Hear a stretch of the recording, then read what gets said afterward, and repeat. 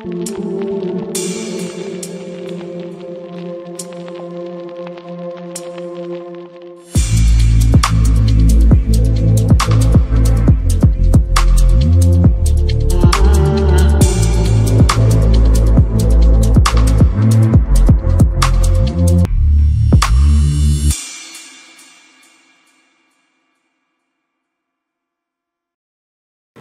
warahmatullahi wabarakatuh.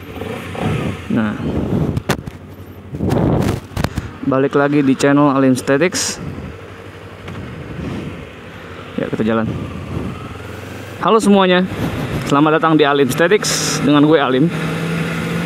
Ya, di video ini gue pengen coba bahas tentang owning experience gue selama menggunakan CBR 250RR. Ya, kurang lebih udah jalan 5-6 bulan lah. Belum lama gue beli CBR ini. Dulu itu second, ya, kondisinya lumayan masih standar lah. Waktu itu pakai knalpot racing yang gak tahu brandnya apa, nggak terkenal. Terus gue ganti pakai knalpot standar dulu karena demi kenyamanan bersama. Mungkin gue akan bahas seperti apa owning experience gue selama memiliki ini motor. Jujur aja nih, gue udah lama banget belum riding lagi. Ini nggak lama banget juga sih, paling sekitar 2 mingguan. Ini sekarang lagi tanggal merah Maulid Nabi, jadi jalanannya mungkin harusnya agak sepi ya. Dan berhubung ini vlog pertama gue, mohon maaf kalau angle kameranya kurang oke atau rekaman suaranya masih banyak noise dan perlu banyak diperbaikin. Ya, gue masih baru pertama bikin nih, dan gue cuman bikin buat have fun aja sih. Tapi mudah-mudahan video ini memberikan referensi buat kalian yang pengen punya CBR 250RR ini, supaya bisa menentukan pilihan mau beli ini atau enggak. Oke, gue akan pisahkan dengan beberapa poin plus dan beberapa poin minus dari si CBR ini. Poin plusnya dari motor ini, yang plus dari motor ini adalah tampilannya, men. Ya, pertama lu lihat nih motor itu, kalau gue waktu pertama lihat nih motor rilis di tahun berapa waktu itu ya, gue lupa, 2016 2017. Gue ngerasa nih motor adalah kayak Lamborghini-nya motor. Serius, jadi desainnya waktu itu edgy banget sih menurut gue, tajam, sharp gitu kan, angle yang bener-bener maco gitu kelihatannya. Jadi kayaknya orang tuh setiap lihat nih motor, pertama kali lihat nih motor tuh merasa terintimidasi. Ini orang bakal ngebut nih, ini orang bakal ngebut nih. Terus poin plus keduanya, yang udah pasti ya, ini motor punya riding mode. Ini gue lagi pakai sport karena gue lagi pengen santai. Walaupun sebenarnya nih riding mode nggak guna-guna banget sih sebenarnya kalau untuk power 250 cc doang gitu ya. Tapi ini cukup berasa kok. Kayak misalnya kayak gini, gue lagi pengen riding santai. Itu kalau gue pakai sport plus, man, gue bener-bener gak bisa santai sama sekali. Bahkan dengan mode sport aja, tarikannya masih oke kok. Tuh, lihat kan? Jambakannya oke banget. Cuma kalau pakai sport plus tuh, lu kayak kalau lambat sedikit tuh gak enak gitu. Jadi lu harus bener-bener menikmatinya dengan cara ngebut gitu. Tarikan gasnya tuh sedikit aja dicolek tuh lompat. Itu bener-bener powerful sih. Nah, yang nomor 3, poin nomor 3 plusnya dari ini motor apa ya? Bodinya, men, singset. Ya, bodinya singset abis sih. Ini kalau lo lihat gue manuver lampu merah, kita kiri dulu. Oh tidak, nggak jadi ke kiri, kita lurus. Ya, jadi kalau lu riding di motor awalnya mungkin yang gua rasain itu ini motor ini kecil, singset gitu, apa ya istilahnya, compact ya, compact banget. Jadi untuk handling kayak gini set, oh itu enak banget, men. Itu lu gak ragu, bener-bener lu berani deh. Jadi karena ini motor kecil mungkin ya, gue bilang sih ini motor rasa-rasa handlingnya itu lu pedenya kayak bawa 150 cc, cuman mesinnya itu gede, mesinnya itu udah 50 cc gitu. Jadi karena bodinya yang lebih kecil itu dia rasanya lu lebih pede untuk ngehandle-nya. Walaupun tampangnya itu agresif, tapi sebenarnya saat lu naikin, ini motor tuh ramah banget gitu untuk handling kayak gitu. nomor berapa tadi ya? Ya, pokoknya gitu deh. Poin plus selanjutnya itu powernya sih. Ya, mungkin powernya sih. Ini motor gue bilang apa ya? Kalau gila kurang bagus kata-katanya. Mungkin buat lu yang adrenalin junkie, lu nyari adrenalin dari naik motor, ini motor cocok banget sih.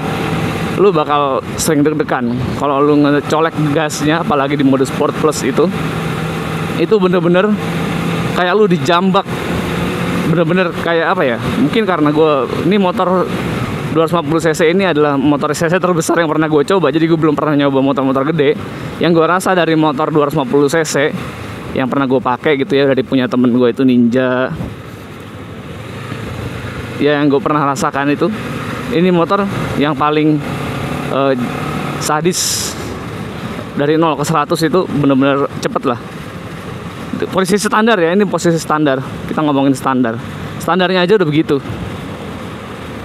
Terus selanjutnya mungkin selain karena bodinya yang kecil itu, handlingnya dari shock upside downnya ini enak banget. Buat cornering itu gue ngerasanya sih lebih pede daripada motor-motor yang di kelasnya yang belum pakai USD ya. Gue nggak tahu kalau motor ZX25R itu beda kelas kali ya.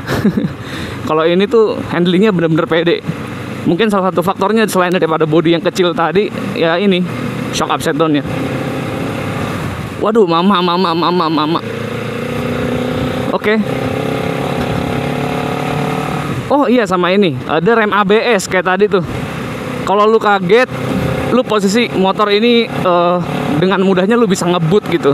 Lu bisa jambak, lu bisa ngacir dalam waktu yang singkat, sehingga mungkin otak lu atau mata lu itu nggak bisa nge-follow up kalau ada sesuatu yang nyebrang seperti mama tadi. Apalagi kalau sambil ngomong kayak gini kan. Ini motor dengan kalau lu pakai mode yang ABS sih, kalau lu pakai varian yang ABS itu nolong banget. Jadi kalau misalnya lu ngerem mendadak, ya insya Allah nggak bakal ngunci lah, nggak bakal lu nyereset gitu kayak ngedrift gitu. Selama ini sih gue nggak pernah kayak gitu ya. Jadi kalau ada kondisi-kondisi yang mengharuskan gue untuk mengerem mendadak, remnya dapat, nggak nabrak gitu. Sekarang kita lanjut ke poin minusnya. Akhirnya kita ke poin minusnya.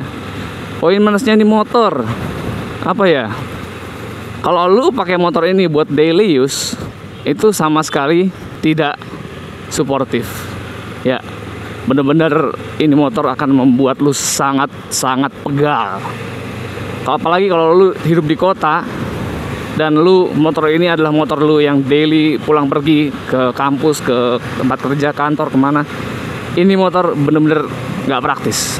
Beneran, ini motor bener-bener sakit. Dan lu akan pegel banget sih bawanya ini.